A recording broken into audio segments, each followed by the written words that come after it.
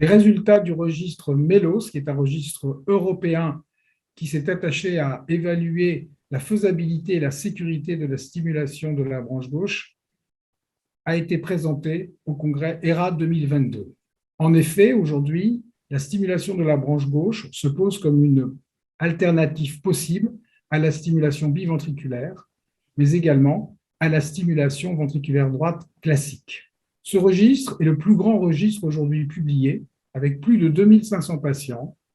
Il a collecté 14 études, dont la grande majorité était prospective. L'âge moyen des patients était 74 ans, 27% des patients étaient en insuffisance cardiaque et 22% des patients avaient un bloc de branche gauche. Cette étude est très intéressante puisqu'elle montre que le plateau de la courbe d'apprentissage est atteint après environ 150 patients. Le taux de succès chez les patients qui ont des indications de stimulation conventionnelle pour bloc atrioventriculaire complet est élevé, 91%. Par contre, chez les patients qui sont en insuffisance cardiaque, il est plus faible, autour de 77%.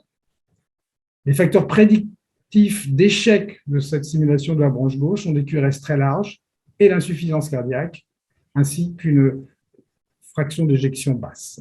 Ce registre a également évalué les complications et le taux de complication total était de 8,2%, avec 3,7% de perforation au niveau du septum, 0,24% d'élévation du segment ST, 1,5% de déplacement de la sonde et dans 0,67%, un seuil supérieur à 2 volts.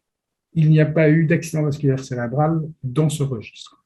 Ces résultats sont donc très encourageants pour la stimulation de branche gauche, avec un taux de succès très élevé dans les indications classiques, un petit peu moins autour de 77% dans l'insuffisance cardiaque, avec un taux de complications qui sera à évaluer, sachant que toutes les complications n'ont pas eu d'impact chez les patients.